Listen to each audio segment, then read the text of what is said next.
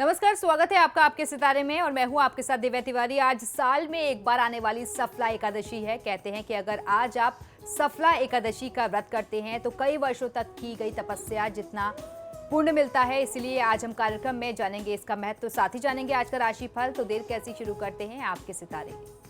चुटकियों में होगा हर एक काम, एक व्रत से मिलेगा आराम। जानिए पंडित वैभव नाथ शर्मा से कैसे होगा सबका कल्याण। आपके सितारे में आप अपनी हर परेशानी का हल प्राप्त कर सकते हैं और अपने सवाल भी पूछ सकते हैं। स्टूडियो में साथ देने के लिए मौजूद हैं विश्वविख्यात ज्योतिषाचार्य और वास्तु शास्त्री पंडित वैभव नाथ शर्मा जी। आचार्य जी, आपका हार्दिक स्वागत है। जी, नमो नारायण। यदि आपके मन में कोई सवाल है तो आप भी हमें कॉल कर सकते हैं। हमारे नंबर्स लगातार आपकी टेलीविजन स्क्रीन पर फ्लैश किए जा रहे हैं। आप हमें हमारे टोल फ्री नंबर पर भी कॉल कर सकते हैं। आप हमसे सीधी बात कर सकते हैं। हमारा टोल फ्री नंबर है 180010263003। आप इस नंबर पर मुफ्त में कॉल करें। इसके अलावा आप हमें हमारे लैंडलाइन नंबर्स 012046463332 और 012046463327 पर भी कॉल करके हमसे सीधी बात कर सकते हैं।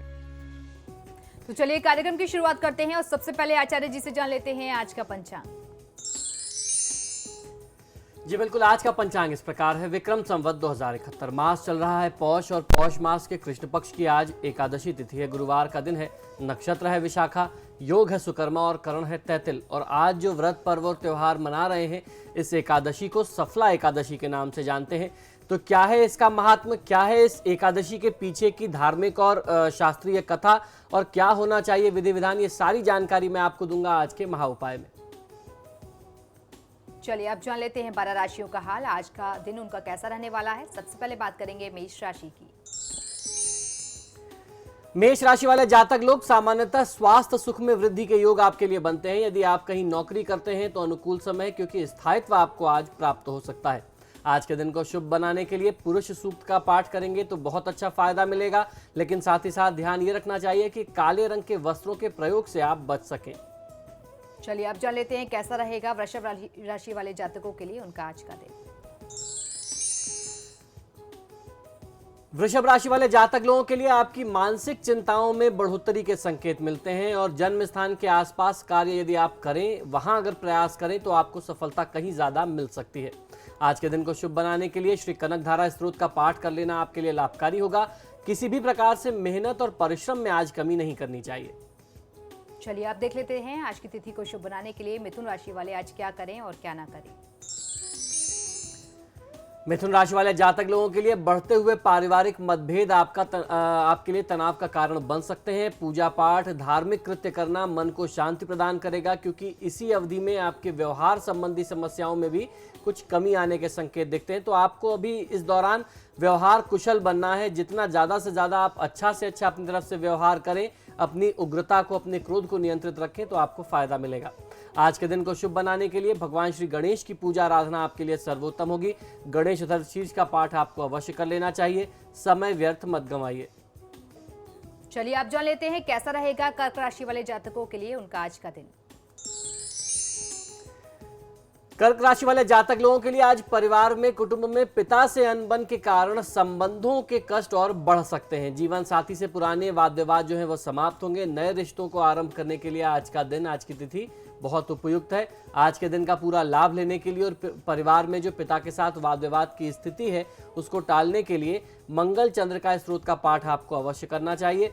आपको ध्यान ये रखना है कि अपने कार्यक्षेत्र में त्वरित लाभ कमाने के लिए, बहुत शॉर्टकट से पैसा कमाने के लिए किसी भी तरीके की जल्दीबाजी ना करें और किसी गलत या अनैतिक कार्यों में किसी का साथ ना दें।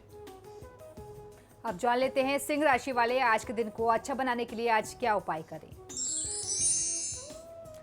सिंह राशि वाले जातक लोगों के लिए पारिवारिक विषय आपके सुख में कमी कर सकते हैं। प्रेम प्रसंगों के लिए यह समय ठीक होगा। आज के दिन को शुभ बनाने के लिए ओम दारिद्र दुख दहनाय नमः शिवाय मंत्र का 108 बार जाप कर लेना आपके लिए सर्वोत्तम होगा। आज आपको ध्यान ये रखना है कि कोई व्यक्ति आपके घर आता है, कोई अतिथि, कोई आगंतुक आए तो उसका अपमान आपसे ना हो। चलिए आप देख लेते हैं कैसा रहेगा कन्या राशि वालों के लिए उनका आज का दिन और कैसी है उनके सितारों की चाल। कन्या राशि वाले जातक लोगों के लिए व्यापारिक जिम्मेदारी किसी दूसरे के हाथों में देने का समय अभी अनुकूल नहीं है, तो अपनी जो जिम्मेदारी है, खासतौर पर आर्थिक नियंत्रण जो है, रुपए पैसे का जो कंट्रोल है, वो किसी दूसरे के हाथ में मत दीजिएगा। आपका और परिवार का स्वास्थ्य आज बिल्कुल ठीक रहने वाला है। आज के दिन का लाभ लेने के लिए देवी दुर्गा की पूजा आराधना आपके लिए शुभ होगी। दुर्गा चालीसा का पाठ करें और देवी दुर्गा के मंदिर में जाकर के नारियल और चुनरी अर्पित करना आपको बहुत अच्छा फायदा देगा। अति आत्मविश्वास में कोई बहुत बड़ा वादा, किसी से बहुत बड़ा कमिटमेंट या कोई बड़ा दावा आज मत करिए।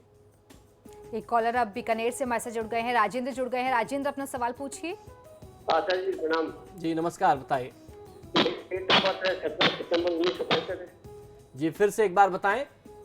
17 सितंबर 1965। जी समय सुबह 3:50 शाम बीकानेर। जी शनि की स्थिति कैसी है कुंडली में, और शनि की आगे महादशा भी लगी है, तो इसके जी, क्या बिल्कुल। अच्छे बुरे परिणाम होने हैं, क्या उपाय करने चाहिए? जी बिल्कुल, देखिए आपकी जन्म पत्रिका के अनुसार शनि की महादशा अभी अभी आरंभ हुई है। महादशा अंतरदशा और प्रत्यंतर शनि का है, ये आपको जानकारी है। शनि आपकी कुंडली में छठे भाव में बैठे हैं और अगर वर्तमान गोचर के अनुसार ध्यान किया जाए तो आपकी कुंडली के हिसाब से तीसरे भाव में आते हैं और तीसरा स्थान जो होता है वह संघर्ष का, पराक्रम का भाव होता है। और शनिदेव के बारे में ये बात बहुत प्रचलित है, कहा जाता है कि स्थान वृद्धि करो शनि। शनिदेव जिस स्थान में बैठते हैं उस स्थान का, उस भाव का जो प्रभाव होता है उसमें और वृद्धि कर देते हैं। अब तीसरा स्थान जो है वह संघर्ष और पराक्रम का भाव है, तो निश्चित ही शनिदेव की स्थिति में उनके वहां पे मौजूदगी में आपके जीवन में संघर्ष और पराक्रम और बढ़ेगा। और उसके साथ साथ जब शनि स्वयं षष्ठेश हो तो बहुत अच्छे लाभ की उम्मीद नहीं करनी चाहिए। हालांकि पंचमेश भी हैं, लेकिन नुकसान मैं समझता हूं कि ज्यादा रहेगा। पंचमेश और षष्ठेश होकर के षष्ठेश छठे स्थान में बैठे हुए वक्री शनि से आप बहुत अच्छे लाभ या बहुत शुभता की उम्मीद नहीं कर सकते। तो ऐसे में इस स्थिति से बचने के लिए भगवान शिव महादेव की पूजा आराधना आपको करनी चाहिए। साथ ही साथ हनुमान चालीसा और बजरंग बाण का भी पाठ करें, निश्चित ही आपको फायदा मिलेगा। एक कॉलर आप मुजफ्फरनगर से हमारे साथ जुड़ गई हैं, रेनू जुड़ गई हैं। रेनू, अपना सवाल पूछिए। हाँ जी सर, नमस्कार सर पंडित जी। जी नमस्कार, बताइए। हाँ जी, मेरी डेट ऑफ बर्थ है 29 नवंबर जी 1959। जी हाँ जी पंडित जी, मेरे को ना फाइनेंस पे समय सुबह 8:30 बजे, जी बर्थ प्लेस देहरादून। जी अच्छा, क्वेश्चन करें अपना? जी बताइए। अच्छा सर, हमें ना फाइनेंस प्रॉब्लम लगी रहती है, कभी कुछ प्रॉब्लम आती रहती है फाइनेंस की। जी, बिल्कुल। कर्जाएं बहुत हो रहे हैं हमारे सिर पे। जी देखिए, इस समय में यदि आप थोड़ा सा उपाय करें तो मैं समझ सकता हूं कि आपकी आर्थिक समस्याएं जो है वह दूर हो जाएंगी। आपको इस वर्तमान समय में माँ लक्ष्मी की पूजा आराधना करनी चाहिए। आपके लिए शुक्र की स्थिति इस समय में बहुत अच्छी बनती है। शुक्र जो है वह 11वें भाव के स्वामी होने के साथ साथ छठे भाव के स्वामी है और शुक्र की जो मौजूदगी है, जो स्थिति है आपकी कुंडली में, वो 10वें स्थान में है। तो माँ लक्ष्मी की पूजा आराधना करना नियमित ध्यान से, बिना भूले हुए, रोज शाम को 6 से 7 के बीच में यदि आप 4 पाठ श्री सूक्त का करते हैं तो बहुत अच्छा फायदा मिलेगा। और शुक्रवार के दिन का अगर आप व्रत कर सकें तो और अच्छा आपको फायदा मिल सकता है। छोटी कन्याओं को अपनी तरफ से शुक्रवार के दिन जब आप व्रत करें तो उन्हें अपने घर में आमंत्रित करके कुछ मीठा, कुछ भेंट उपहार दक्षिणा के साथ देना, ऐसा प्रयोग 16 शुक्रवार करना आपकी सभी आर्थिक समस्याओं का निदान कर देगा। एक कॉलर अब देहरादून से हमारे साथ जुड़ गई हैं, काजल जुड़ गई हैं। काजल, अपना सवाल पूछिए। जी नमस्कार, बताइए। 29 जुलाई जी 1981 जी सिस्टर के है, 11 बजे दिन सवेरा जी काफी प्रॉब्लम हो गई थी, जी काफी लंबा समय हो गया। वर्ष भी गए, बृहस्पतिवार के। जी देखिए, इनकी जन्म पत्रिका के अनुसार शनि की महादशा में मंगल की अंतरदशा है। शनिदेव जो हैं वह 5वें और छठे भाव के स्वामी हैं और मंगल देवता जो हैं इनकी कुंडली में 8वें और उसके साथ साथ तीसरे भाव के स्वामी हैं। तो ऐसे में निश्चित ही कष्ट की स्थिति रहेगी और खासतौर पर जब शनि मंगल एक साथ आ जाते हैं तो ये जो साल सवा साल का समय होता है जातक के लिए, वो बहुत अनिष्टकारी होता है। इस समय में हनुमान जी की पूजा आराधना ज़्यादा से ज़्यादा करना इनको बहुत अच्छा फायदा देगा। प्रयास करें कि शनिवार और मंगलवार को सुंदरकांड का पूरा पाठ कर सकें तो बहुत अच्छा फायदा मिल सकता है। और रुड़की से अब एक कॉलर हमारे साथ रेखा जुड़ गई हैं। रेखा, अपना सवाल पूछिए। हेलो जी बताइए। हेलो हेलो, नमस्कार पंडित जी। जी नमस्कार, बताइए। पंडित जी, मुझको अपने बेटे के बारे में पूछना था। जी बिल्कुल, बताएं। मेरे बेटे का जन्म है 22/4/1997। जी समय है शाम के 4:18 जी स्थान है रुड़की। जी। तो पंडित जी मुझे उनके कैरियर के बारे में पता करना है कि उसकी ना पढ़ाई में तो रुचि नहीं है बिल्कुल भी, जी बिल्कुल। और डांस की तरफ मतलब थोड़ी है उसकी रुचि थी, लेकिन उसमें भी वो कामयाब नहीं हो पाता। मतलब जो भी काम करता है उस पर में बहुत ज्यादा आती है। देखिए, इनका करियर अगर आप संवारना चाहते हैं तो ज्योतिषीय दृष्टिकोण से आपको कुछ ज़रूरी कदम उठाने पड़ेंगे, कुछ आवश्यक उपाय करने की आवश्यकता है।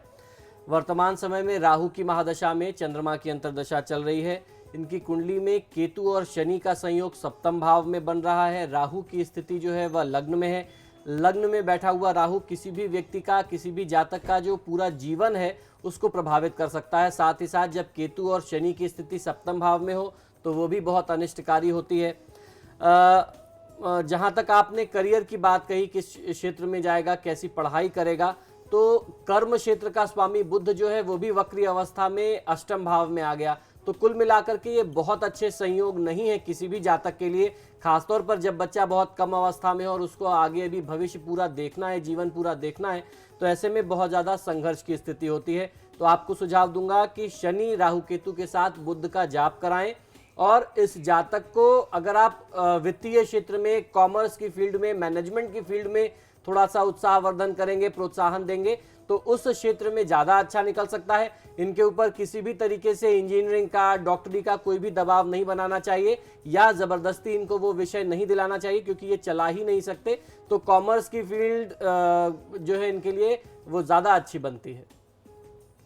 और फिलहाल यहाँ रुकेंगे एक छोटे से ब्रेक के लिए। ब्रेक के उस पर जानेंगे आज का महाउपाय, साथ ही साथ जानेंगे अगली राशियों के बारे में।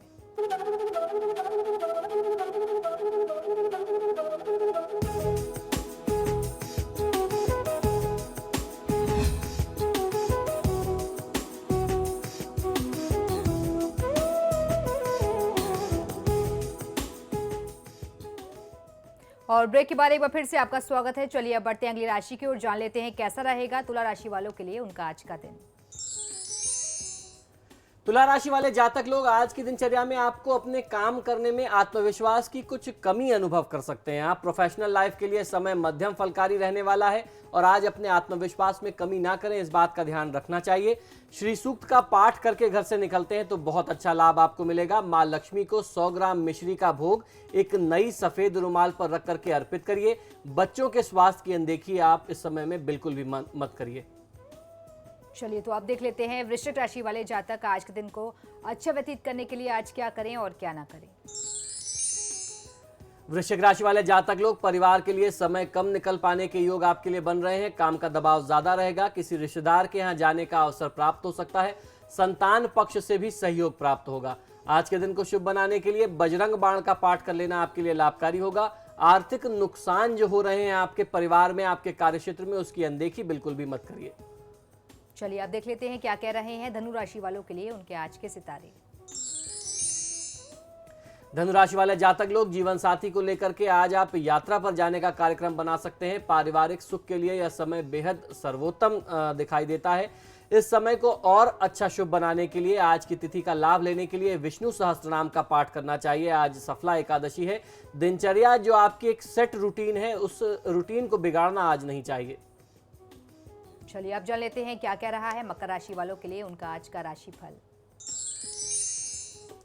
मकर राशि वाले जातक लोगों के लिए दाम्पत्य जीवन में अल्प समय के लिए अनियमितता आ सकती है। कोई व्यापारिक गुप्त योजना के सामने आने के योग बन रहे हैं। आज के दिन का लाभ लेने के लिए शनि भार्या स्तोत्र का पाठ कर लेना आपके लिए उत्तम होगा। अहंकार से बचने की आवश्यकता है। अब जान लेते हैं कुंभ राशि वाले आज के दिन को शुभ बनाने के लिए आज क्या करें और क्या ना करें। कुंभ राशि वाले जातक लोगों के लिए आज का दिन पूजा पाठ, धर्म कर्म व तीर्थ यात्रा से परिपूर्ण रहने वाला है। मन में धार्मिकता ज्यादा होगी। इस समय माता के स्वास्थ्य की बड़ी चिंता आपको प्रभावित करेगी, तो माता के स्वास्थ्य का ध्यान रखना चाहिए। आज के दिन का लाभ लेने के लिए शिव चालीसा और भगवान शिव का अभिषेक करना आपके लिए लाभकारी होगा। अपने ऊपर किसी भी प्रकार से आर्थिक दबाव मत आने दीजिए। अब बारी है आखिरी राशि की, देख लेते हैं क्या कह रहे हैं मीन राशि वालों के लिए उनके आज के सितारे। मीन राशि वाले जातक लोगों के लिए विदेश से व्यापार करने वालों को उन्नति प्राप्त होगी। सितारों के अनुसार निवेश के लिए यह समय आपके लिए उचित नहीं है, प्रतिकूल समय है। धनदा स्त्रोत का पाठ करेंगे तो आपको फायदा मिलेगा। हर किसी से मित्रता आपके लिए बहुत भारी पड़ सकती है। चलिए अब जान लेते हैं आचार्य जी से आज का महाउपाय। जी बिल्कुल, आज का महाउपाय बहुत ही विशेष है क्योंकि आज सफला एकादशी, और सफला एकादशी के बारे में ऐसा हमारे धर्मशास्त्रों में मत है कि वर्षों की तपस्या का पुण्य देता है सफला एकादशी का व्रत करना, यानी आपकी जो तपस्या है उसको सफल बना सकता है, आपके जीवन को सफल बना सकता है। जी हाँ, पौष मास में कृष्ण पक्ष की एकादशी को सफला नामक एकादशी कहा गया है। इस एकादशी के देवता भगवान श्री नारायण हैं, भगवान श्री कृष्ण हैं। विधि पूर्वक इस व्रत को करना चाहिए। जिस प्रकार नागों में शेषनाग, पक्षियों में गरुण, सब ग्रहों में चंद्रमा, यज्ञों में अश्वमेध और देवताओं में भगवान विष्णु श्रेष्ठ हैं, उसी तरीके से सब व्रतों में एकादशी का व्रत श्रेष्ठ बताया गया है। जो मनुष्य सदैव एकादशी का व्रत करते हैं वे मुझे परम प्रिय हैं। अब इस व्रत को मैं कहता हूं शास्त्रों के अनुसार इस प्रकार से भगवान श्री कृष्ण या आप भगवान विष्णु समझ सकते हैं, ये उनके वचन हैं। शास्त्रों के अनुसार यह एकादशी अपने नाम के अनुसार मनोकामना को पूर्ण करने वाली, मनोकामना को सफल बनाने वाली बताई गई है।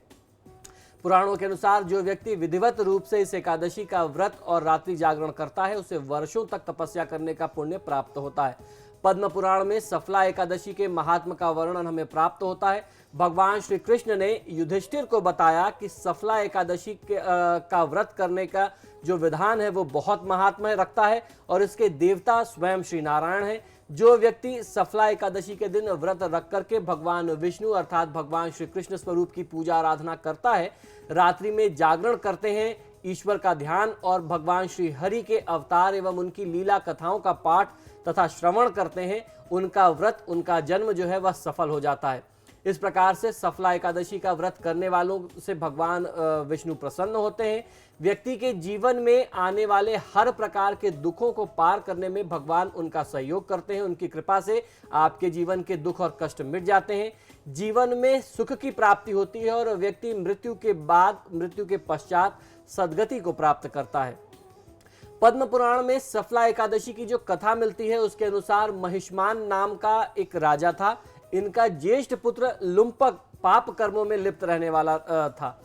इससे नाराज होकर के राजा ने अपने पुत्र को देश से बाहर निकाल दिया। लुम्पक जंगल में रहने लगा। पौष मास के कृष्ण पक्ष की दशमी की रात में ठंड के कारण वह सो न सका।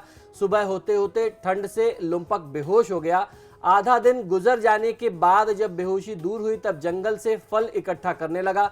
शाम में सूर्यास्त के बाद वह अपनी किस्मत को कोसते हुए भगवान को याद करता रहा। एकादशी की रात भी अपने दुखों पर विचार करते हुए लुम्पक जो है वह सो न सका। इस तरीके से अनजाने में ही सही लुम्पक से सफला एकादशी का व्रत 2 दिन का दशमी और एकादशी दोनों दिन का व्रत उससे पूर्ण हो गया।